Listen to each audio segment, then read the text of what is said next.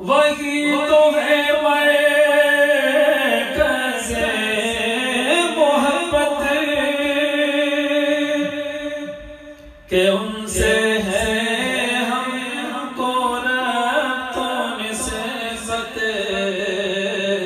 کہ ان سے ہے ہم کو ربط و نسبت، وہی ہمارا وسیلہ بن کر شریک دستے دعا رہے ہیں، پھر آیاش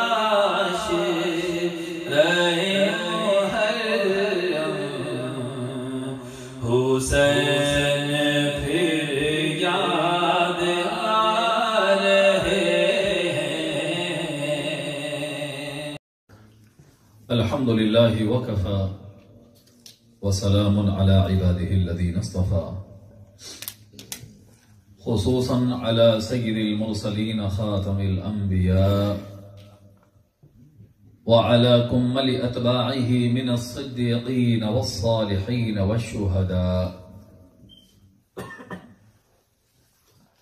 اما بعد فاعوذ باللہ من الشیطان الرجیم، بسم اللہ الرحمن الرحیم۔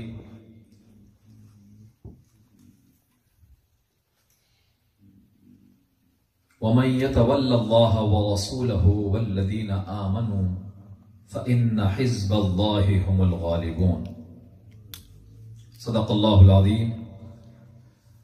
إن الله وملائكته يصلون على النبي يا أيها الذين آمنوا صلوا عليه وسلموا تسليما، اللهم صل على سيدنا شفيعنا حبيبنا مولانا محمد وعلى آل سيدنا محمد كلما ذكره الذاكرون وكلما غفل عن ذكره الغافلون۔ اور جس نے اللہ کو اپنا دوست بنایا اور اللہ کے رسول کو اپنا دوست بنایا اور کامل ایمان والوں کو اپنا دوست اور ولی بنایا، وَمَن يَتَوَلَّ اللَّهَ، اور جس نے اللہ کو اپنا ولی بنایا، اللہ کے رسول کو اور کامل ایمان والوں کو اپنا ولی بنایا، تو بے شک اللہ کا گروہ کامیاب ہونے والا ہے، غالب ہونے والا ہے۔ تو اس آیت مقدسہ میں ان بندوں کی شان بیان ہو رہی ہے کہ وہ اللہ کا گروہ ہیں، وہ اللہ کا گروپ ہیں، وہ اللہ والے لوگ ہیں جو اللہ کو اپنا ولی بناتے ہیں، اللہ کے رسول کو اپنا ولی بناتے ہیں، اور کامل ایمان والے صالحین جن کو آپ اولیاء اللہ کہتے ہیں ان کو اپنا ولی بناتے ہیں، وہ لوگ کامیاب ہونے والے ہیں۔ ایک ہلاکت ہے شیطان کے راستے پر چلنے والا، وَمَن يَتَّبِعْ خُطُوَاتِ الشَّيْطَانِ، جو شیطان کے راستے پر چلتا ہے وہ شیطان کا گروہ بن جاتا ہے۔ کہ اللہ کے راستے پر کیسے چلنا؟ جو راستہ اللہ کے رسول صلی اللہ علیہ وآلہ وسلم نے بتایا، اور حضور کا راستہ کون سا ہے؟ یہ راستہ ہم کو اولیاء اللہ بتاتے ہیں۔ حضور کے راستے پر جو اللہ کے ولی ہوتے ہیں، ولیوں کا راستہ سیدھے حضور تک پہنچایا کرتا ہے۔ ولی کون؟ جن کو دیکھنے سے اللہ یاد آ جاتا ہے،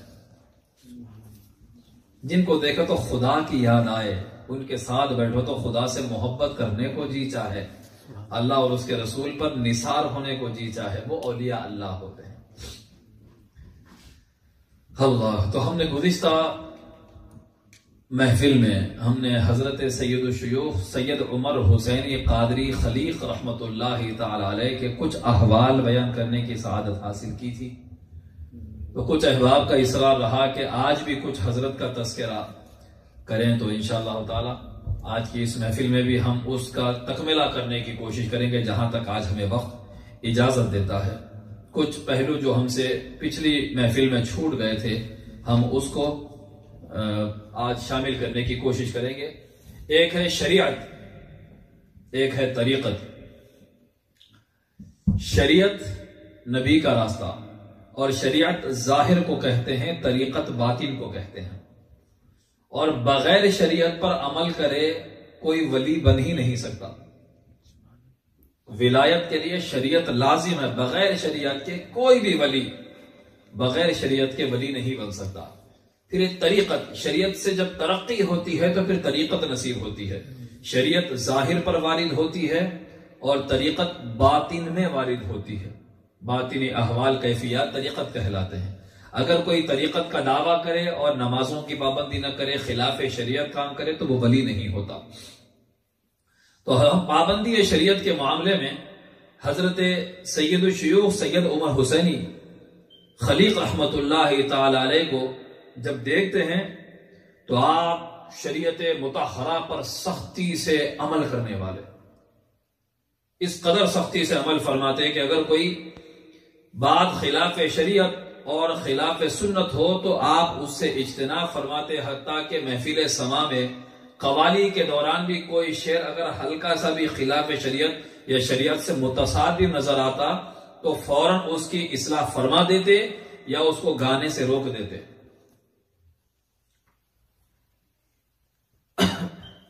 اور ہر معاملے میں حضرت سید الشیوخ رحمت اللہ تعالی علیہ کھانے پینے سونے جاگنے معاملات میں ہر معاملے میں رسول کریم صلی اللہ علیہ وآلہ وسلم کی سنت کا آئینہ دار نظر آتے تھے. نبی کی سنت پوری زندگی آپ کی آقا صلی اللہ علیہ وآلہ وسلم کی سنت ہی پر رہی. اس لیے آپ پر احادیث کے فیوض کا غیر معمولی اثر دکھائی دیتا تھا.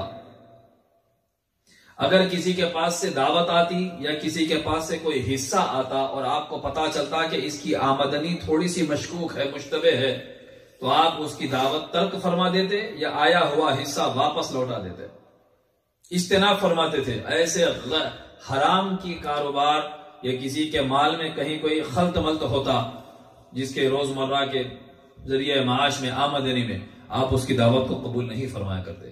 اور شریعت پر اس قدر سختی سے عمل پایا کہ آپ کے بیان کرنے والوں نے یہ بھی بیان فرمایا کہ ایک مرتبہ دوران محفل اچانک آپ سر جھکائے کھڑے ہو گئے یا تشریف فرما ہی رہے، مسلسل آنکھوں سے اشک جاری ہو گئے، ایک غشی کی کیفیت طاری ہو گئی. کچھ دیر کے بعد آنکھیں کھولی تو پوچھنے والوں نے سوال کیا کہ حضرت یہ غیر معمولی کیفیت اچانک وارد ہونے کا سبب کیا تھا؟ تو حضرت سید الشیوخ نے ارشاد فرمایا کہ سرکار مدینہ کی بحالت بیداری جلوہ گری ہوئی، ابھی میرے آقا تشریف لائے. تو غلام نے عرض کیا کہ آقا کیا اس کرم فرمائی پر غلام اپنی جان دے دے؟ اس غریب خانے میں قدم رنجا فرمائی پر کیا میں اپنی جان دے دوں آقا کے قدموں پر؟ فرمایا کہ نہیں. غلام کے لیے کوئی حکم؟ فرمایا کہ میری یہ شریعت پر اور سختی سے عمل کرو، یوں ہی میری یہ شریعت پر تم تھامے رہو.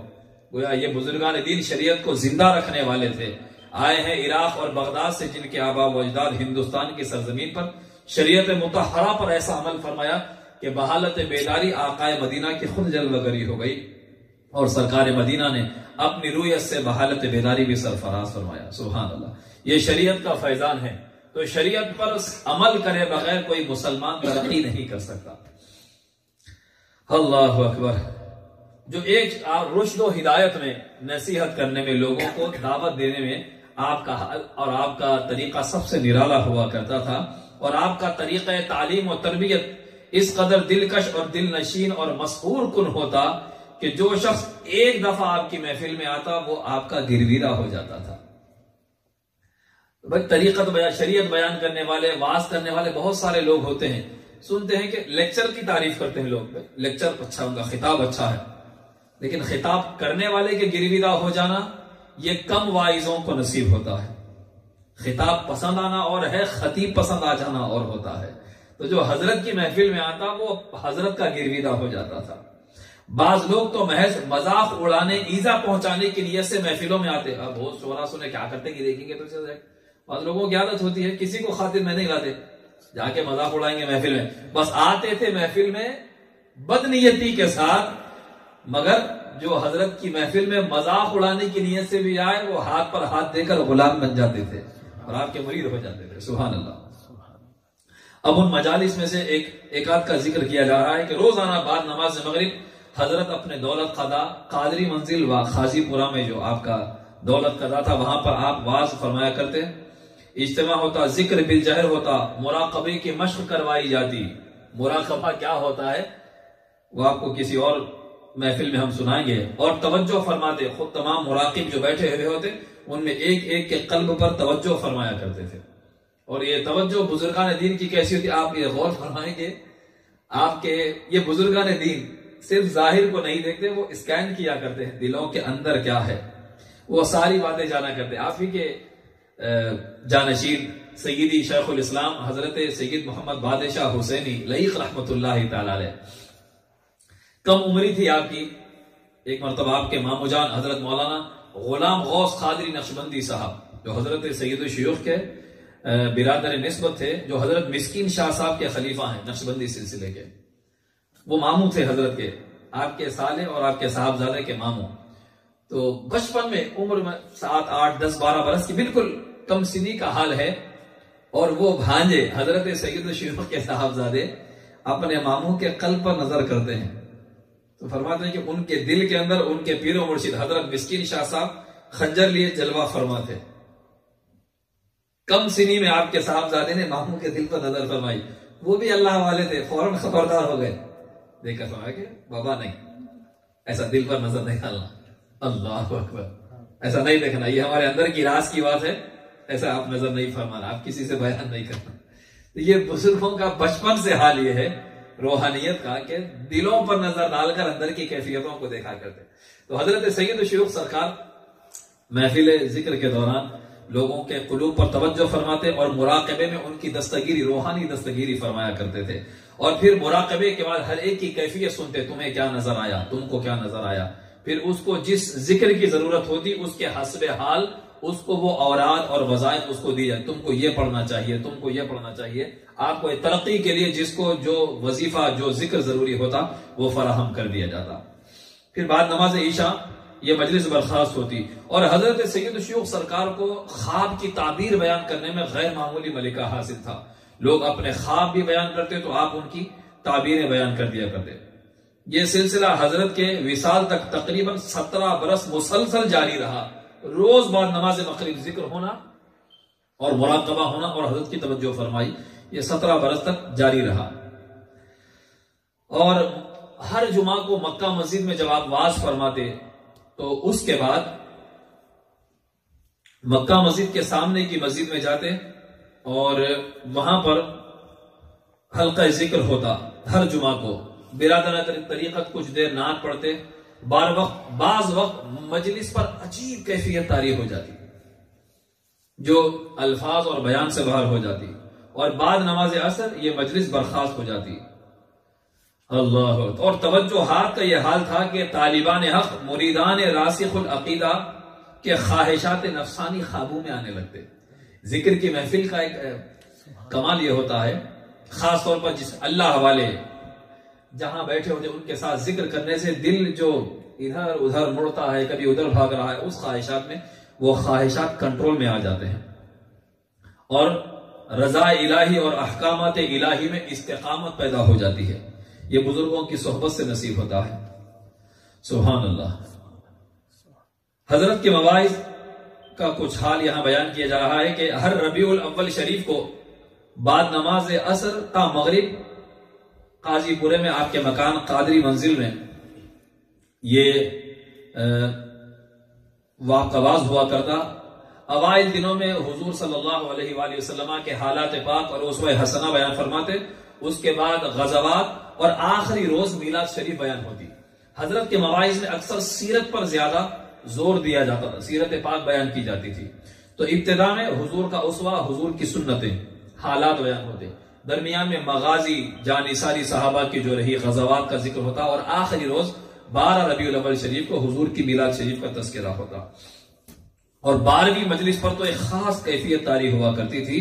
ایسی کیفیت طاری ہوتی تھی کہ ہر شخص محسوس کرتا تھا کہ وہ غزوہ فتح مکہ میں شریک ہے اور وہ منظر آنکھوں کے سامنے ہے کہ سرکار زراح اور خود زیب تن فرمائے ہوئے ہودج میں رونق بخش ہیں. تو حضرت کا واعظ سننے والے فتح مکہ کا منظر اپنی آنکھوں سے دیکھا کرتے تھے. ان کی روحانیت اس قدر باکمال ہو جایا کرتی تھی. سبحان اللہ. اور 10,000 صحابہ کا لشکر ظفر پیکر ہم رکاب حضور انور صلی اللہ علیہ وسلم اور سرکار دو عالم روحی فداہ انا فتحنا لک فتحا مبینا تلاوت فرما رہے ہیں. اس قدر منظر صاف لوگوں کو نظر آیا کرتے تھے. مجلس میلاد شریف با مکہ مسجد، ربیع الاول کی 12ویں شب مکہ مسجد میں ایک جلسہ منعقد فرما کر میلاد شریف کا بیان فرماتے. اس مجلس میلاد شریف کی بنیاد مکہ مسجد میں آپ نے ہی ڈالی تھی، جو آج تک قائم ہے مکہ مسجد میں. شب میلاد، اس مبارک رات میں حضرت کے علاوہ حضرت کے رشتے کے عزیز بھائی مولانا حافظ و قاری سید شاہ غلام غوث صاحب شتاری بھی واز فرماتے. پھر قصیدہ بردہ شریف اور برزنجی شریف کا سلسلہ بھی صبح فجر کی نماز تک رہتا تھا. عشاء سے لے کر فجر کی نماز تک محفل میلاد کا سلسلہ جاری رہتا، اور نماز صبح تک یعنی فجر کی نماز تک مکہ مسجد کا پورا اندرونی حصہ فل ہو جاتا تھا. اس قدر لوگ جوق در جوق حاضر ہوا کرتے تھے. پھر مجالس محرم 10 روزہ محرم شریف کے بیانات ہوا کرتے تھے. پھر 11ویں شریف ہر جمعہ مکہ مسجد کے علاوہ حضرت کے مواعظ کا سلسلہ مختلف مقامات پر ہوا کرتا تھا. اللہم صلی علی سیدنا محمد وعلی آل سیدنا مولانا محمد وبارک وسلم. اور ہر مہینے کی 12ویں تاریخ کو بعد نماز عصر، کبھی بعد نماز مغرب، کبھی قاضی پورہ میں، کبھی قادری چمن میں مجالس میلاد و ثواب منعقد ہوتی. اگر کبھی قوال نہ آتے یا آنے میں دیر ہوتی تو برادران طریق میں سے کوئی حضرت خلیق یعنی دادا پیر قبلہ کا کلام سناتے یا حضرت خواجہ محبوب اللہ سرکار کا کلام پڑھتے، اور مجلس پر ایک خاص قسم کی کیفیت طاری ہو جایا کرتی تھی. اب اس کے آگے ہم نے کچھ خدمت خلق کا تذکرہ کیا تھا، تو اس کو تھوڑا سا آج ہم کھول کر بیان کرتے ہیں کہ روزانہ حضرت فجر کی نماز مسجد یاسین سید علی چبوترا میں ادا فرماتے تھے، اور اس کے بعد حلقہ ذکر ہوتا تھا. ایک جماعت کو عربی کی تعلیم دی جاتی تھی، جس کے قابل ذکر طلبہ یہ تھے کہ حکیم رکن الدین صاحب، حضرت سید عبد الجبار صاحب، مولوی محمد جعفر صاحب سروری، مولوی کامل، مولوی رکن الدین صاحب منصبدار، مولوی زین العابدین صاحب وغیرہ تھے. 9-10 بجے مکان پر مولوی شفیع الدین صاحب اور مولانا محمد سید شاہ صابر حسینی صابری، جو حضرت کے بھانجی صاحبہ کے صاحبزادے ہیں، غالباً یہ حضرت شاہ خاموش صاحب کے سلسلے کے جو ہیں حضرت صابر حسینی صاحب قبلہ، ان کا ذکر ہو رہا ہے. پھر مولوی قاری عبدالعزیز عرف حیات صابر صاحب، مولوی مظفر الدین صاحب اور دیگر حضرات جو اس میں شریک ہوتے، اور مولوی لائق علی خان صاحب برادر زادہ نواب جہاندار نواز جنگ وغیرہ اس میں تعلیم و تربیت ان کی ہوتی. ماہانہ اور ہفتہ واری امتحان ہوتا. بعض دفعہ مولانا عبد القدیر صدیقی صاحب رحمۃ اللہ علیہ مد ذلہ بھی ممتحن رہتے. حضرت قدیر پیا بھی کبھی ان طلباء کے امتحان لینے کے لیے تشریف لاتے اور اظہار خوشنودی فرماتے اور طلباء کی حوصلہ افزائی فرماتے. اور آپ نے فن قرات میں بڑا کام کیا ہے. کئی طلباء کو تجوید سے قرآن پڑھنے کے سلسلے میں بھی آپ وہاں پر کافی طلباء کو، دیگر سبع عشرہ کی قرات کے سلسلے میں اس میں کافی طلباء کو آپ نے تیار کیا تھا. فقہ کے سلسلے میں فقہ احناف، فقہ حنابلہ و شوافع کی تعلیم کے لیے ایک جماعت تھی. حضرت باضابطہ ان فقہ میں لوگوں کو تعلیم دیا کرتے تھے. مولانا میر اعظم علی صاحب مفتی واللہ حضرت شائخ رحمۃ اللہ علیہ جو حیدرآباد دکن کے مفتی اعظم ہوئے آگے چل کر، وہ اور مولوی قاری شیخ احمد صاحب شیخ الفقہ جامع نظامیہ، مولانا شیخ محمد عبادی صاحب شیخ فقہ شافعیہ جامع نظامیہ، اور مولانا حبیب محمد صاحب ایدروس صوبیدار جمعیت نظام محبوب ہیں. علم الفرائض وہ تقسیم ترکہ جیسے اہم مسائل میں آپ نے ایک رسالہ ترتیب دیا جس کو فرائض قادری کے نام سے آپ نے تعلیم فرمایا. یہ رسالہ عوام میں بھی بہت مقبول ہوا اور آج بھی اس کے کچھ چند ایک نسخے بچے ہوئے ہیں. یہ علم میراث پر آپ نے ایک منظوم رسالہ ترتیب دیا تھا. متعدد مرتبہ طبع و اشاعت کی ضرورت دائی ہوئی. فقہ حنابلہ پر بھی آپ نے ایک رسالہ تعلیف فرمایا تھا اور حنابلہ کو اس کی تعلیم دی جاتی تھی. اصول فقہ پر بھی خاص توجہ فرمائی تھی. پھر تفسیر کا سلسلہ، حدیث کی تعلیم اور شاعری وغیرہ. حضرت کو شاعری میں بھی بڑا ملکہ تھا. حضرت کا ایک کلام خلیق نام سے شائع ہوا ہے جو آج بھی درگاہ شریف قادری چمن میں دستیاب ہے. اور اشعار دیکھیں گے تو ایسا معلوم ہوگا کہ ایک انسان کی زندگی کو سنوارا جا رہا ہے.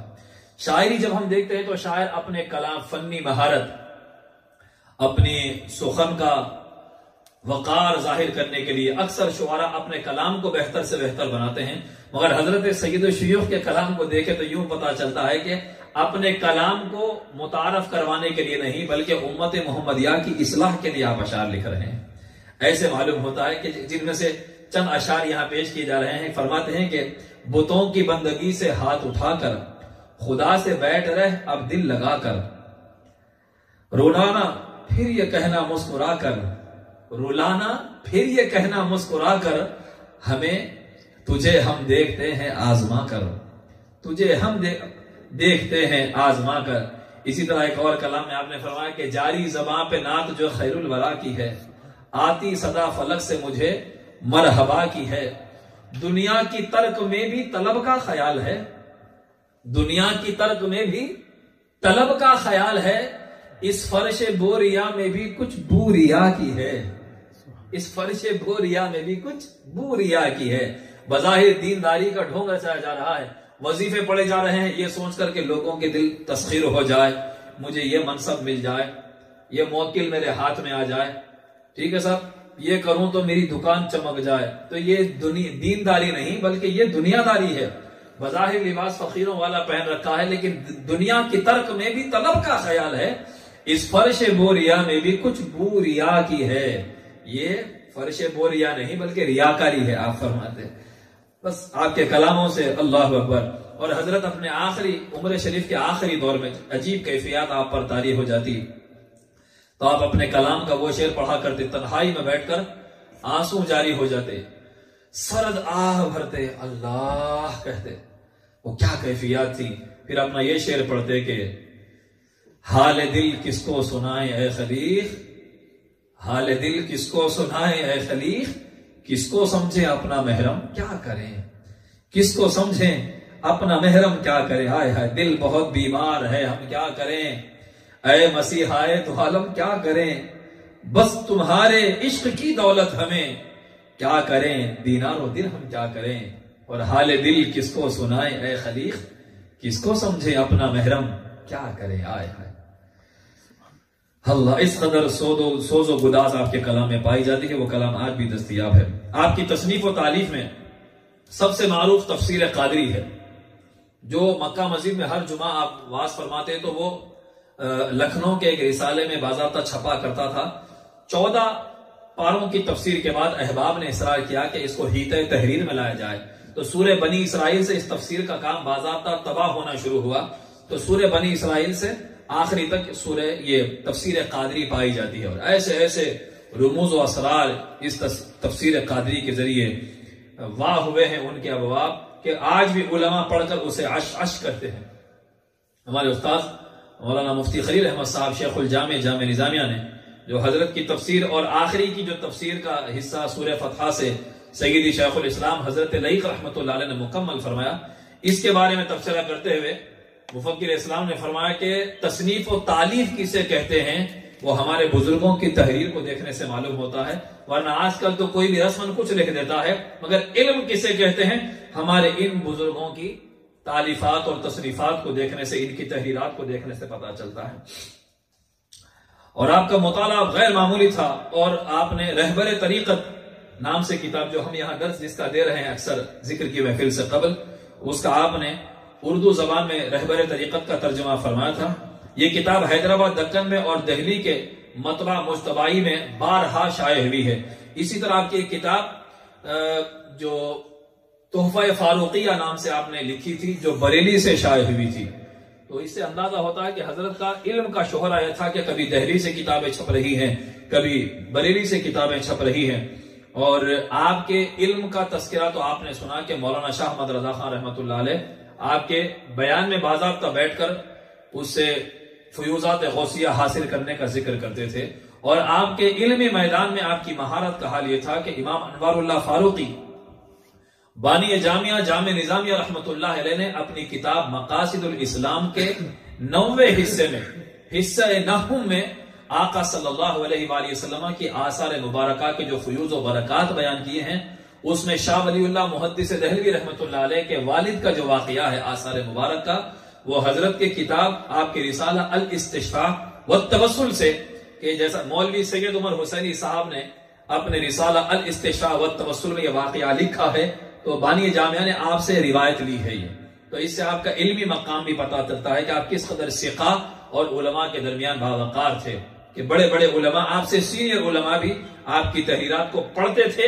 اور اس کو آگے ٹرانسفر کیا کرتے تھے۔ اب تھوڑا سا آگے بڑھتے ہیں، اور حضرت کے سفر حج اور سفر بریلی کا تذکرہ ہم نے اس سے پہلے کیا تھا۔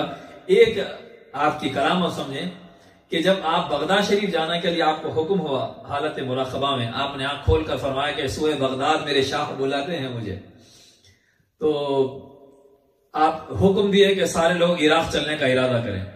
تو آپ کے ایک مرید نے کہا کہ حضرت عراق کا سفر بغیر پاسپورٹ کے ممکن نہیں، اور پاسپورٹ کے لیے تصویر ضروری ہے، اور حضرت سید الشیوخ رحمت اللہ تعالی علیہ کی تحقیق کے مطابق آپ تصویر نہیں لیا کرتے تھے، چونکہ آپ خود مجتہد تھے۔ آپ کے صاحبزادے کو دیکھیں، وہ تصویر کشی کیا کرتے تھے۔ آپ کے شاگردوں میں مولانا عبد القدیر صدیقی رحمت اللہ علیہ، اٹھے تصویر، بیٹھے تصویر، جوانی کی تصویر، گن لگا کر تصویریں آپ کو دکھائی دیں گی۔ تو یہ ہمارے علماء میں علمی اختلاف ہوتا تھا، ذاتی اختلاف نہیں ہوتا تھا، لیکن آج ذرا کسی کو علم سے اختلاف ہو جائے، ہمارے حضرت نے، ہمارے استاد نے سما حرام کہا، تم کر رہے ہو، تم دوزخی ہے، یہ غلط ہے بابا، یہ بزرگوں کی روش نہیں تھی۔ حضرت سید الشیوخ کی تحقیق تھی، آپ تصویر کشی نہیں فرماتے تھے، تصویر نہیں لیتے تھے، مگر آپ کے صاحبزادے وہ بھی بڑے، وہ بھی مجتہد تھے، جن کو مولانا منیر الدین صاحب سابقہ خطیب مکہ مسجد نے لکھا حضرت کے بارے میں کہ بزرگان دین از خود مجتہد ہوتے ہیں، حضرت کے بارے میں انہوں نے لکھا ہے۔ ان کا اجتہاد تصویر کشی کے جواز پر تھا، حضرت سید الشیوخ عدم جواز اور تصویر کشی سے منع فرمایا کرتے تھے۔ تو آپ کے مرید نے کہا کہ حضرت کہ وہاں تو عراق کا سفر تو بغیر تصویر کشی کے ممکن نہیں ہے، تو آپ نے مسکرا کر فرمایا کہ میاں جنہوں نے بلایا ہے انتظام وہی غوث پاک کریں گے، بلایا انہوں نے ہے، وہی ہماری لاج رکھیں گے اور وہی انتظام سارا کریں گے۔ انہی دنوں میں آپ کے مرید مولوی عبد الجبار صاحب، انہوں نے وائسرائے ہند کو ایک تصنیف لکھ کر بھیجی تھی اپنی، تو وائسرائے ہند نے جواب میں ان کو لکھا تھا کہ اگر میرے لائق کوئی خدمت ہو، کچھ کام ہو تو بتائیں۔ تو فوراً انہیں جب دیکھا کہ حضرت کی یہ ضرورت ہے، انہوں نے خط لکھ کر بھیجا کہ میرے پیر و مرشد عراق کا سفر فرمانا چاہتے ہیں، اور مسئلہ یہ ہے کہ حضرت تصویر نہیں لیتے، تو بغیر تصویر، بغیر پاسپورٹ کے حضرت کو لے جانا کا کیسا امکان ہو سکتا ہے۔ وائسرائے ہند نے حضرت کے ساتھ جتنے قافلے تھے سارے لوگوں کو پرسنل اپنی دستخط پر بغیر پاسپورٹ کے عراق کا سفر کروانے کے لیے خط لکھ کر دے دیا۔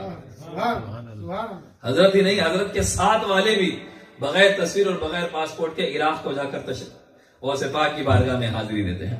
اور عراق کے سفر میں بغداد شریف کا تذکرہ تو آپ نے سن لیا، پیر حسام الدین کے صاحبزادے پیر طاہر علاء الدین قبلہ رحمت اللہ علیہ، پیر طاہر علاء الدین کو آج کون نہیں جانتا؟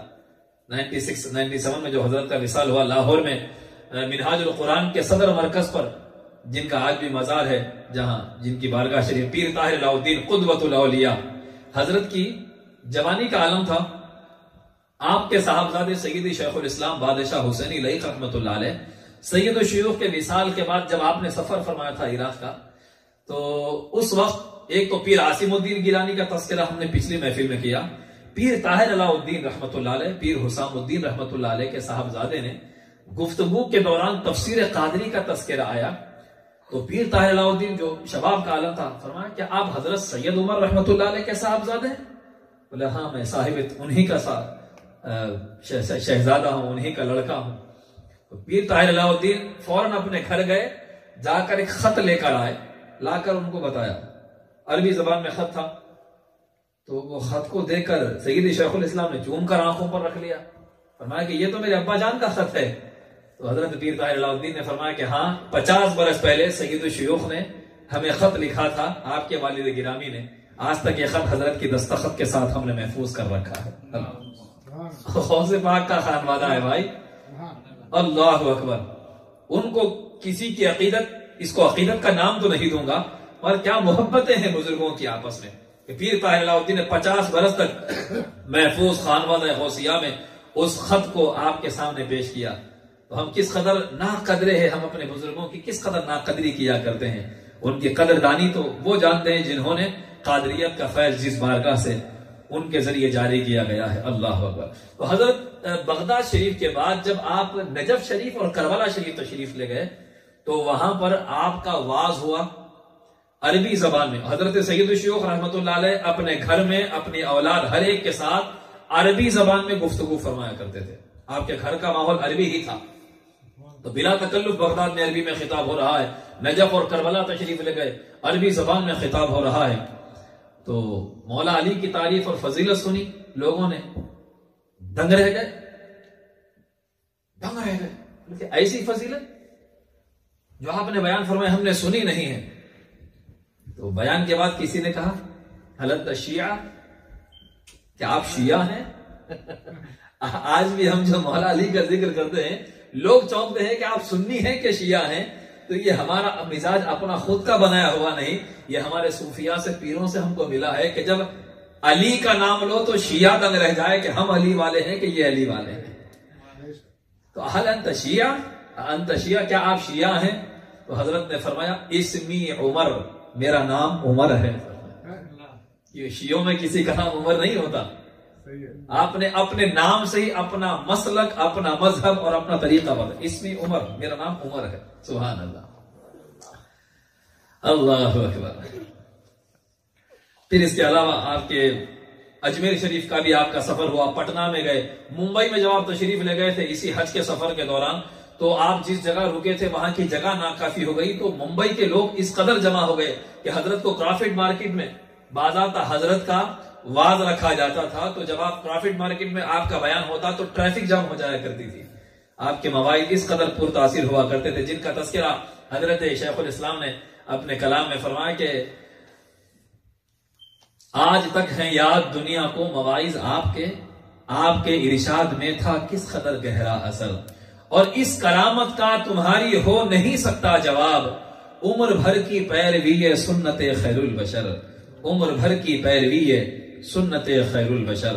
آپ کی ساری زندگی شریعت نبی کی سنت، بس نبی کی سنت، نبی کی شریعت، نبی کے دین کی حفاظت. اللہ اکبر. جب کوئی امیر آپ کو خط لکھ کر بلاتا تو جواب میں لکھتے بئس الفقیر علی باب الامیر، برا فقیر ہی امیر کے دروازے پر جاتا. صرف جواب یہ لکھ دیا کرتے تھے. اگر عمرا اور عہدیداران سلطنت آپ کے پاس آپ کی خانقاہ شریف میں دولت خانے پر آتے تو آپ ان کے بڑے احترام کے ساتھ یا ان کی عزت افزائی کرتے، اخلاق کے ساتھ ان کے ساتھ پیش آتے تھے کیونکہ مہمان ہیں. لیکن خود کبھی ان کے دروازوں پر، امیروں کے بادشاہ کے دروازے پر کبھی نہ جایا کرتے تھے. جب حضرت نے حج کا سفر فرمایا تو میر محبوب علی خان صاحب آصف جاہ صاحب 6ویں نظام نے حضرت سے درخواست کی کہ اپنے نانا جان کی بارگاہ میں میرا بھی سلام عرض کریں مدینہ شریف میں. تو آپ نے جب مدینہ شریف گئے ایک کلام تحریر کیا، اس میں یہ بھی شعر لکھا. پہلا مطلع یہ ہے دیکھو نظر آنے لگا وہ گنبد اخضر، اللہ اکبر. حضرت کی امداد سے پہنچے ہیں برادر، ہووے نظر ان پر. اور کہا کہ کچھ ہند میں احباب ہیں. کلام کا اور مزید مصرے ہیں، اس میں سے ایک یہ ہے کہ ہے آپ کا خادم وہ دکن کا ہے جو سلطان محبوب علی خان، امداد ہو اس کی ہو آداب مظفر. کچھ ایسا کلام حضرت نے فرمایا جس میں محبوب علی خان صاحب کا بھی تذکرہ حضرت نے بارگاہ رسالت میں سلام عرض کرتے ہوئے فرمایا ہے. اب تھوڑا سا ہم حضرت کے کرامات کا تذکرہ ایک دو واقعات بیان کر کے ہم اپنی گفتگو کو سمیٹ لیتے ہیں. ایک کرامت آپ کی کہوں یا آپ کے صاحبزادے کی، دو طریقے سے بھی حق ہے. اپنے صاحبزادے کو جب آپ گھر میں پڑھاتے، تعلیم گھر ہی میں دیتے تھے، تو درس کے دوران بچے پڑھنے میں کبھی بے توجہی ہو، بچے تو کم عمری میں بچے ہی ہوتے ہیں، یا سبق میں کچھ اونچ نیچ ہو جاتی تو آپ اپنے صاحبزادے کو مارنے کے لیے چھڑی اٹھاتے رکھ دیتے، مارتے نہیں تھے، پھر اٹھاتے. تو ایسا کئی دن گزر گئے. آپ کے محلے مبارکہ نے دیکھ کر ایک مرتبہ پوچھا کہ حضرت میں اکثر دیکھتی ہوں کہ آپ پاشا میاں کو مارنے کے لیے چھڑی اٹھاتے ہیں اپنے صاحبزادے کو، لیکن مارتے نہیں، ویسے ہی چھوڑ دیتے ہیں، کیا وجہ ہے؟ تو آپ نے فرمایا کیا کروں، جی تو چاہتا ہے کہ ان کو سختی کرنے کے لیے ماروں، چھڑی جب اٹھاتا ہوں تو مجھے دربار رسالت سے آواز آتی ہے یہ بچہ ہمارا ہے، یہ ہمارا بچہ ہے. دربار رسالت سے مجھے آواز آتی ہے، اسی لیے میں چھڑی رکھ دیا کرتا ہوں. سبحان اللہ.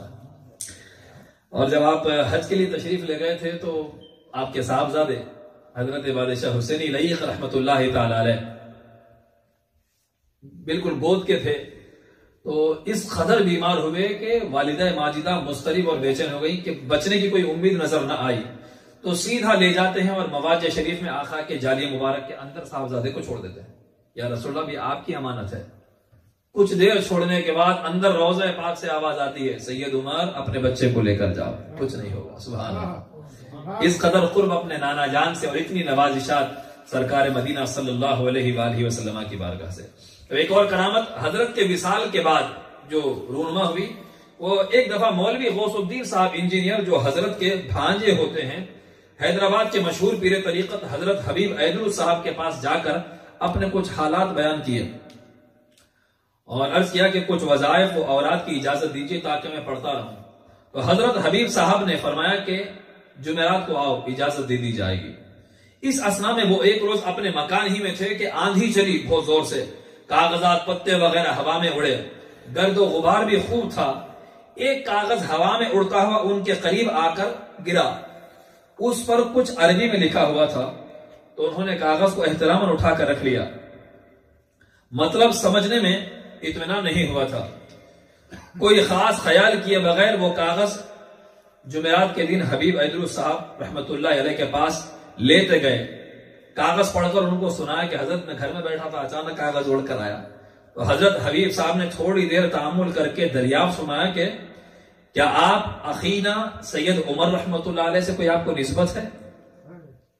تھوڑی دیر سوچ کر بتا، کیا صاحب حال مزید، کیا آپ کو اخینا ہمارے بھائی سید عمر صاحب رحمت اللہ علیہ سے کوئی نسبت ہے آپ کو؟ انہوں نے جواب دیا کہ ہاں جی ہاں، وہ میرے ماموں ہوتے ہیں اور میرے پیر بھی ہوتے ہیں۔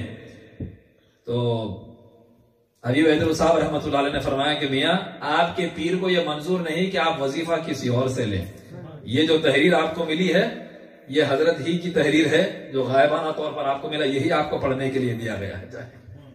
سبحان اللہ۔ اسی طرح کا ایک اور واقعہ، اجنہ اور شیاطین وغیرہ پر جو آپ کا اثر تھا، بزرگان دین کا جو اثر ہوتا ہے، جناتوں کا ایک لشکر ہے صاحب، ان کی بھی ٹیم ہوتی ہے، کبھی ایک کو چھیڑے تو دو آتے ہیں، کبھی ان کا ایک لشکر ہوتا ہے، وہ ایک الگ دنیا ہے وہ جناتوں کی، شیاطین کی۔ ایک مرتبہ حضرت کی خدمت میں ایک عاصم زدہ کو جن پر وارد ہو گیا تھا اس کو لایا گیا، اور جناتوں کا ہونا بھی حق ہے، آپ حدیثوں سے آپ کو پتا چلے گا۔ ایک صحابی کو شہید کیا جنہوں نے، باتھ روم میں گئے تھے، مار دیا ان کو۔ حضور نے فرمایا کہ جب سے دعا پڑھنے کی تلقین فرمائی، ایک صحابی نے سانپ کو مارا، ادھر سانپ پہلے مارا یا یہ پہلے مرے، دیکھنے والوں فیصلہ نہیں کر سکے۔ حضور کے سامنے بیان کہ یا رسول اللہ، سانپ کو مارا، یہ خود بھی مر گئے۔ تو حضور نے فرمایا کہ وہ سانپ نہیں تھا، وہ جن تھا، دوسرے جنوں نے ان سے قصاص لے لیا، بدلہ لے لیا۔ اسی جب سے روایت ہے کہ سانپ کو پہلے جانے کے لیے راستہ فراہم کیا جاتا ہے، جن ہے تو چلے جا، اس کو چھوڑا، پہلے راستہ دیا جاتا ہے، پھر اس کے بعد مارا جاتا ہے۔ خیر، ایک جناتوں کی ایک الگ دنیا ہے۔ تو حضرت سید الشیوخ رحمت اللہ علیہ کے پاس ایک آصف زدہ عورت جو بہت شور و غل کر رہی تھی حضرت کے پاس لائی گئی۔ تو ایک صاحب کو ارشاد فرمایا کہ میاں تم تعویذ لکھ کر دو۔ انہوں نے نہایت ادب سے عرض کیا کہ حضرت کی موجودگی میں غلام کی کیا مجال۔ دوسرے صاحب کو فرمایا آپ لکھو، انہوں نے بھی نہیں، حضرت آپ کی موجودگی میں کیا لکھوں۔ کبھی ایک خاص وقت ہوتا ہے، کسی کو کچھ حکم دے دے، اس کی تعمیل اگر کر لے تو خاص موقع ہوتے، جیسے کہ حضرت خواجہ محبوب اللہ سرکار رحمت اللہ تعالی علیہ، آپ کی محفل میں آپ کے دیگر بھائی خلفاء بھی بیٹھے ہوئے ہیں، سارے کے سارے ولی ہیں۔ آپ حضرت بادشاہ حسینی رحمت اللہ علیہ جو حضرت خواجہ محبوب اللہ سرکار کے والد ہیں، قدیر پیا رحمت اللہ علیہ کے جو نانا ہوتے ہیں، جن کے یہ 4 بیٹے ہیں، غور کریں، حضرت پاشا میاں سرکار کے 4 بیٹے، چاروں کے 4 اللہ کے ولی ہیں، چاروں کی بڑی بڑی درگاہیں ہیں، چاروں سے ہزاروں لاکھوں فیضیاب ہوئے ہیں۔ تو حضرت خواجہ محبوب اللہ سرکار کی بارگاہ میں اور خلفاء بیٹھے ہوئے ہیں۔ خواجہ محبوب اللہ سرکار نے فرمایا کہ اچانک ایک مرتبہ کسی پر کوئی جن وارد ہو گیا تھا، فرمایا کہ عمر میاں آپ تعویذ لکھ کر دیجئے۔ یہی حضرت نے فوراً بولے کیا سیدی آپ کی موجودگی میں لکھوں، کیا لکھوں؟ فرمایا آپ جو چاہے لکھ دیں، آپ کی مرضی، تعویذ میں جو چاہے آپ لکھیں، کچھ بھی۔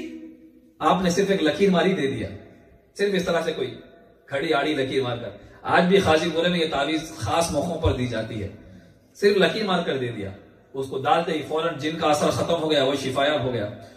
تو کسی نے پوچھا حضرت خواجہ دکن سے، سرکار سب سے چھوٹے برادر کو حکم فرمانے کا مقصد کیا تھا؟ فرمایا کہ میاں وہ حکم میرا نہیں تھا، اس وقت محفل پہ سرکار مدینہ کی نظر عمر میاں پر تھی، وہ جو دیتے تھے شفا ہونے والی تھی۔ میں نے دیکھا کہ ساری محفل پہ نظر اس وقت عمر میاں پر تھی رسول پاک کی۔ سبحان اللہ۔ تو حضرت نے بھی اپنے مریدین سے فرمایا آپ جو دو لوگوں نے نہیں دیا، پھر تیسرے سے فرمایا غالباً حکیم رکن الدین صاحب جو آپ کے خلیفہ آپ کے پائیدی میں جو مدفون ہے مزاج شناس تھے، فوراً انہوں نے تعویذ لکھ کر دے دی۔ تو آپ نے دیکھا تو صحیح، دیکھیں تو صحیح کیا لکھا ہے، اس کو دیکھ کر پڑھا، مسکرا دیے۔ اس میں لکھا ہوا تھا کہ بن گیا بت کدا تھا جو اللہ کا گھر، یا عمر یا عمر یا عمر یا عمر۔ وہ اس کو اثرات زدہ کو ڈالی گئی، فوراً جن دفع ہو گیا۔ تو یہ اللہ کا ورد، اللہ کا ذکر کرتے کرتے ان کی روحانیت اس قدر باکمال ہوتی ہے کہ اللہ ان کے ناموں کی لاج رکھا کر۔ اب بولیں گے بھائی حضرت کا نام لکھ کے دیے تو شفا کیسا ہوگا؟ کیا قرآن حدیث میں کوئی ہے ایسا؟ خدا کی قسم حدیث سے ثابت نہیں کر سکتے۔ کوئی مولانا ٹھہر کے بول دیں گے، سننے والا پریشان ہو جائے گا۔ تو میں اس پر آپ کو حدیث سے حوالہ دیتا ہوں، حدیثیں پڑھیں گے تو پتا چلے گا نا۔ ابن ماجہ کی صحاح ستہ میں سے ایک معتبر کتاب ابن ماجہ، اس کی حدیث ہے، راوی ہے عبدالسلام ابن ابو صالح ابو السلط الحروی۔ حدیث کی سند بیان کرتے ہیں عن علی بن موسیٰ الرضا عن ابیہ عن جعفر بن محمد عن ابیہ عن علی بن الحسین عن ابیہ عن علی بن ابی طالب کرم اللہ وجہہ الکریم قال قال رسول اللہ صلی اللہ علیہ وسلم۔ یہ حدیث کی سند چین انہوں نے بیان کی ابو السلط الحروی نے۔ آگے حدیث کا متن اور مضمون ہے، آگے لکھتے ہیں یہ حدیث کی سند جو ہے اس میں کون ہے؟ پہلے امام علی رضا عن علی بن موسیٰ رضا، وہ روایت کرتے ہیں امام موسیٰ کاظم۔ امام علی رضا ایران مشہد میں جن کا روزہ، امام موسیٰ کاظم بغداد میں جن کا روزہ، وہ روایت کرتے ہیں امام جعفر صادق سے جن کے ہم کنڈوں کی نیاز کرتے ہیں مدینے میں جو امام جعفر صادق ہے، وہ اپنے والد امام باقر سے روایت کرتے ہیں، وہ اپنے والد امام زین العابدین سے روایت کرتے ہیں، وہ اپنے والد سید الشہداء امام حسین علیہ السلام سے، وہ اپنے والد مولا علی کرم اللہ وجہہ الکریم سے، مولا علی رسول پاک سے روایت کرتے ہیں۔ یہ حدیث کی چین سند انہوں نے بیان کی۔ آگے حدیث کے متن کے حوالے سے آخر میں فرماتے ہیں لو قرئ هذا الاسناد على مجنون لبرأ، یہ حدیث کی سند جس میں اہل بیت کے نام ہیں نبی کے شہزادوں کے، اگر یہ نام کسی پاگل پر پڑھ کر دم کر دیے جائیں اس کا پاگل پن ختم ہو جائے گا، اللہ شفا دے دے گا۔ یہ میں آپ کو حدیث سے سنا رہا ہوں، اہل بیت کے نام میں اللہ نے یہ تاثیر رکھی۔ امام علی رضا، امام موسیٰ کاظم، امام جعفر صادق، یہ جتنے اہل بیت کے امام ہیں اور ان سارے اماموں کے امام مولا علی شیر خدا کرم اللہ وجہہ الکریم ہے، ان کا نام آپ یا علی مدد کیوں کہتے ہیں، یا علی کیوں پکارتے ہیں؟ کیونکہ حدیث سے ثابت ہے کہ علی کے نام سے مشکلیں ٹلا کرتی ہیں۔ علی کو مشکل کشا کیوں کہتے ہیں بھائی؟ صرف علی کے نام سے بیماریاں دور ہوتی ہیں۔ یہ اہل سنت کی حدیث کی کتاب سنا رہا ہوں، شیعوں کی کتاب نہیں ہے۔ تو کم علم کوئی ہوگا تو بس ٹھہر کے بولے یہ شرک ہو گیا، اللہ کے نام سے شفا ملتی نہیں۔ تو نے اللہ کو کیا اتنا تنگ دل سمجھ لیا ہے؟ میرا مالک کے ہاتھ اتنے کھلے ہوئے ہیں، اللہ جو اپنا دل خدا کو دیتا ہے وہ اپنی کائنات کا اختیار اس کو دے دیتا ہے۔ واللہ یؤتی ملکہ من یشاء، ملک اللہ کا ہے، وہ جس کو چاہتا ہے عطا فرما دیتا ہے۔ تو آپ کے نام سے جو تعویذ ڈال دی گئی، اللہ نے اس آصف زدہ کو شفا عطا فرما دی۔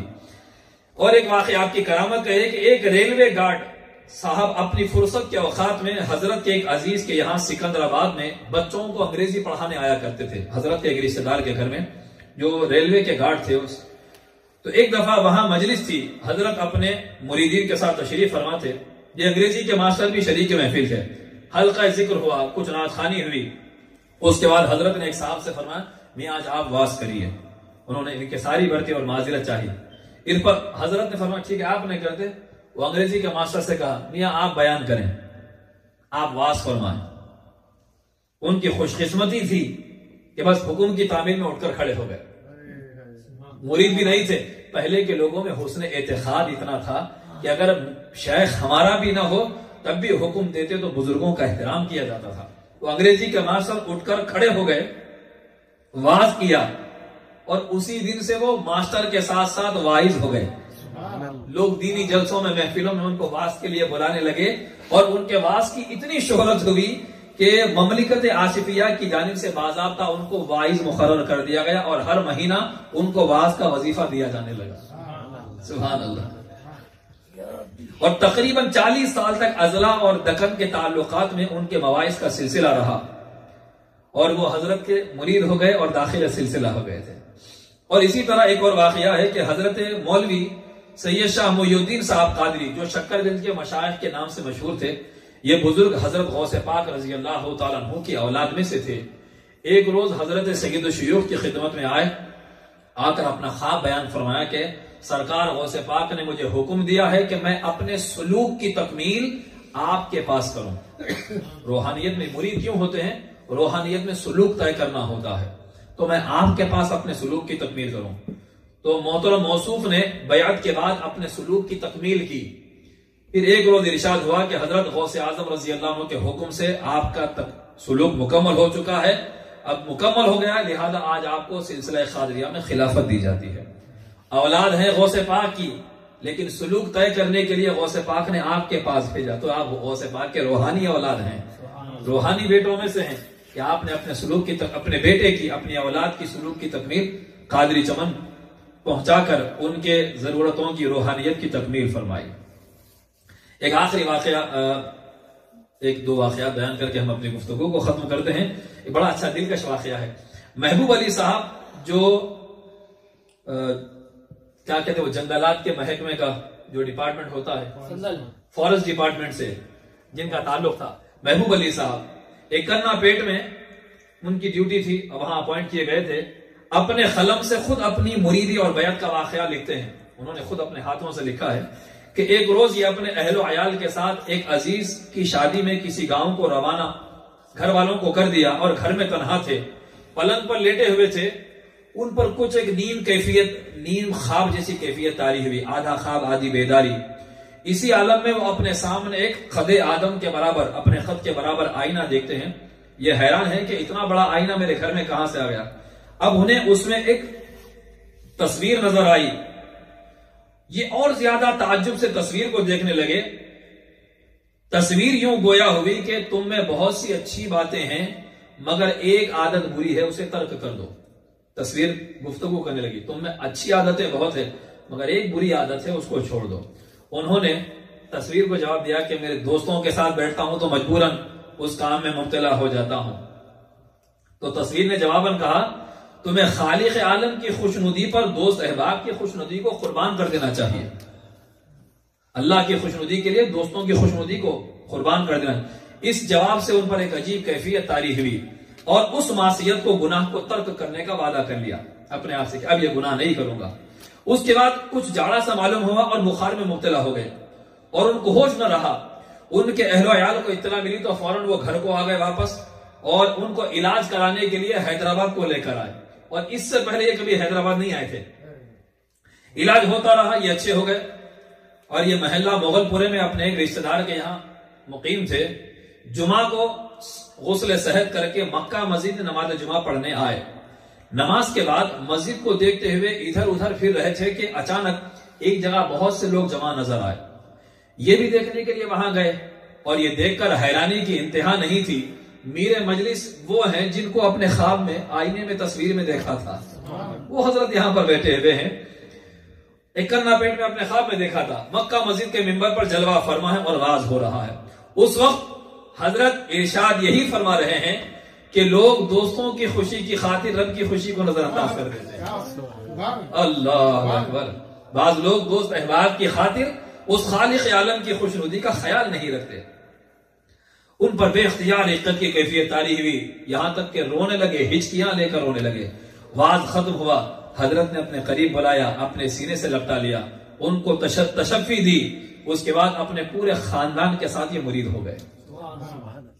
اب ان کے دوستوں کو پتا چلا، کبھی نے تو حیدرآباد میں جاتے کہ مرید ہو گیا، اور جس کو بولے وہاں جا کے بیٹھ کے عاشق ہو جاتے۔ اور فرمایا کہ نہیں بابا، آپ کو معلوم نہیں حضرت کی شخصیت کیا ہے۔ ان لوگوں نے کہا رہنے دو بھائی، مذاق اڑانے لگے۔ کہ ٹھیک ہے، ایک کام کرو، تم بھی میرے ساتھ آؤ ایک جمعہ تم بھی چلو۔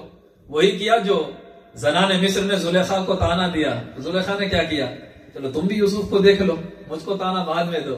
تو اپنے یوسف کا نظارہ کرانے کے لیے محبوب علی صاحب نے اپنے ساتھیوں کو ساتھ لیا، مکہ مسجد کو آئے۔ حضرت کا واز جہاں چل رہا تھا وہاں پر آئے، آتے آتے راستے میں بیڑیاں پی ان لوگوں نے۔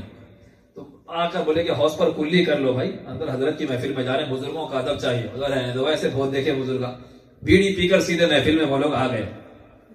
جب محفل میں آئے، بیٹھے بیان ہو رہا تھا، تو حضرت خطاب میں حضرت نے فرمایا کہ بعض لوگ عجیب ضدی اور ناسمجھ ہوتے ہیں کہ خدا کے گھر اور رسول اللہ کی مجالس میں بیڑیاں پی کر کلی کرے بغیر آ جاتے ہیں.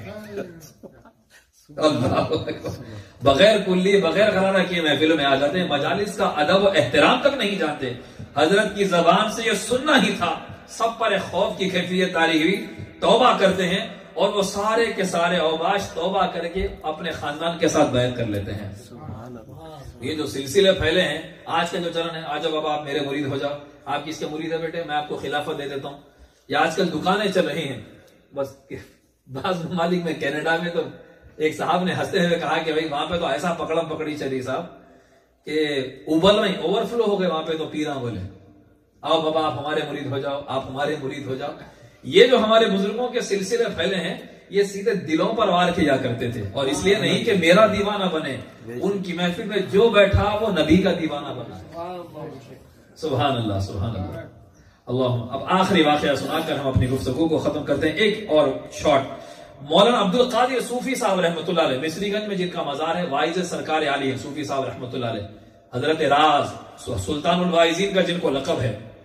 حضرت کے برادر حاجی عبد الواحد خان صاحب قادری بیان کرتے ہیں کہ ایک سال موسم بارش شروع ہو گیا، عرصے تک بارش نہیں ہوئی، جس سے قحط کے آثار شروع ہو گئے. مخلوق خدا پریشان تھی.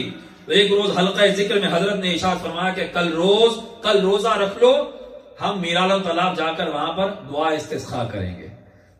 دوسرے دن سب گئے. مولانا عبد الواحد خان صاحب حضرت سلطان الواعظین صوفی عبد القادر راز علیہ رحمہ کے بھائی فرماتے ہیں کہ میں بھی اس دعا استسقاء میں موجود تھا. فرماتے ہیں کہ حضرت نے رقت انگیز دعا فرمائی. میدان میں کھڑے ہو کر اسی لمحے میں آسمان پر ابر آنا شروع ہوا اور ہم سارے گھروں کو بھیگتے ہوئے واپس آئے. ہم سب کے سب بھیگتے ہوئے گھروں کو آئے. اسی طرح کا ایک واقعہ اور بارگاہ رسالت سے آپ کے طبیب اعظم کی کرم نوازیوں کا حال. ایک مرتبہ آپ اپنی قادری چمن میں بولی کھود رہے تھے کہ اچانک کسی صاحب کی غلطی کی وجہ سے پیر حضرت سید الشیوخ کے قدم مبارک سے آ کر لگا اور آپ کے قدم مبارک کو زخم ہو گیا. لوگوں نے چاہا کہ آپ کے پیر کی مالش کریں، کچھ مرہم لگائیں. آپ نے سخت تکلیف کے باوجود فرمایا کہ نہیں، کوئی ضرورت نہیں ہاتھ لگانے کی، چھوڑ دو. رات کو قادری چمن ہی میں قیام کیا. انہوں نے جو ساتھ تھے سب کو رخصت کر دیا. دوسرے روز جب حضرت حکیم صاحب جو غالب حکیم رکن الدین صاحب ہیں، انہوں نے مالش کرنے کی درخواست کی تھی. دوسرے روز حکیم صاحب حاضر ہوئے تو حضرت سید الشیوخ نے فرمایا کہ حکیم صاحب ہمارے درد کی دوا خود محبوب خدا نے فرما دی ہے. رات کو روحی فدا سرکار دو عالم نے دستے کرم اس غلام کے درد پر پھیرا. اب بتاؤ درد کہاں ہے، زخم کہاں ہے؟ پیر کو دیکھا تو پہلے سے زیادہ بھلا چنگا نظر آیا. سبحان اللہ. درد تھا نہ تکلیف تھی. پھر سو گیا. خواب میں سرکار دو عالم جلوہ فرما ہے. اسی طرح کئی دفعہ آنکھ لگی، نیند آتی گئی اور نظارہ ہوتا گیا. سبحان اللہ سبحان اللہ. یہ ہمارے بزرگوں پر سرکار مدینہ صلی اللہ علیہ وآلہ وسلم کی عنایتوں کا حال رہا. یہ تھے حضرت سید الشیوخ رحمت اللہ تعالی علیہ، جن کا وجود مبارک پورے دکن کے لیے آج بھی فیض کا منبع ہے. علماء کے لیے، فضلاء کے لیے، پریشان حالوں کے لیے، سالکین راہ کے لیے، جو جس غرض سے بزرگوں کی محفل میں بیٹھتا ہے آپ کی چوکھٹ پر حاضر ہوتا ہے، اللہ تعالیٰ اس کے تکالیف کو رفع فرما دیتا ہے. ایک واقعہ حضرت مولانا اسماعیل رحمت اللہ علیہ، یہ جامع نظامیہ کے استاد تھے اور امام احمد بن حنبل کی اولاد میں سے تھے. قادری چمن کی زمین جب حضرت نے خریدی تو مولانا محمد اسماعیل صاحب کو بلا کر اس سرزمین کا نظارہ کر، دیکھو یہ میں نے یہاں اپنے برادران تاریخ کے لیے جگہ خریدی ہے. جگہ فری دی جاتی ہے وہاں پر تدفین کے لیے مریدین کو. تو انہوں نے اس کا زمین کا نظارہ کر کے مولانا محمد اسماعیل رحمت اللہ علیہ نے، استاد جامع نظامیہ نے، رونا شروع کر دیا. فرمایا کہ آپ کیوں روتے ہیں؟ فرمایا کہ حضرت مجھے اجازت دیں کہ جس روز میں دنیا چھوڑوں تو مجھے یہاں دفن ہونے کی اجازت دیں. ٹھیک ہے، مگر آپ کا رونے کا سبب کیا ہے؟ اگر آپ مجھے اجازت دیتے یہاں دفن ہونے کی تو پھر میں بیان کروں گا. تو پوچھا کہ بتائیں کیا ہے؟ تو آپ نے فرمایا مولانا نے اپنا واقعہ بیان کیا کہ ایک روز میں نے خواب دیکھا کہ آقا کریم صلی اللہ علیہ وآلہ وسلم ایک زمین کے خطے پر کھڑے ہوئے ہیں اور فرما رہے ہیں کہ یہ جنت البقیع کا حصہ ہے، یہ جنت البقیع کا حصہ ہے، خدا کی قسم کھا رہا ہوں یہ وہی سرزمین ہے جو خواب میں مجھے سرکار نے بتائی تھی۔ سبحان اللہ۔ تو اسی لیے اس کا اس خطے پر دفن ہونے والے بزرگان دین کے دامن میں جو دفن ہوتے ہیں نصیب والے ہوتے ہیں، کیونکہ وہاں اللہ کی رحمتوں کا نزول ہوتا ہے۔ حدیث شریف میں آیا عند ذکر الصالحین تنزل الرحمہ، جہاں ولیوں کا ذکر ہوتا ہے وہاں رحمتیں برستی ہے۔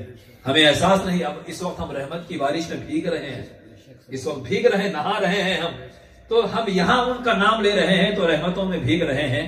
وہاں رحمتوں کا کیا حال ہوگا جہاں خود سید الشیوخ جلوہ فرما ہے، جہاں خود بزرگان دین ہوتے ہیں، وہاں رحمتوں کا کیا عالم ہوتا ہے۔ اللہ رب العزت کی بارگاہ میں ہم دعا کرتے ہیں کہ مولا تعالیٰ ہمیں سید الشیوخ کے فیضان سے مالا مال فرمائے، رب کریم ہمیں ان کے نقش قدم پر چلنے کی توفیق عطا فرمائے، ہمیں ان کی تعلیمات پر عمل کرنے کی توفیق عطا فرمائے، پروردگارہ ہمیں ان کے احکامات کی تعمیل کر کے سچا مرید بننے کی توفیق عطا فرما، ہم کو بزرگان دین کے راستے پر چلا، ہم کو دنیا کی زنجیریں جو ہمارے پیروں میں جکڑی ہوئی ہیں میرے مولا، ان زنجیروں سے، دنیا داری کی زنجیروں سے ہمیں رہائی نصیب فرما۔ وہی تو ہے کیسے محبت کہ ان سے ہے ہم کو ربطوں نسبت، کہ ان سے ہے ہم کو ربطوں نسبت، وہی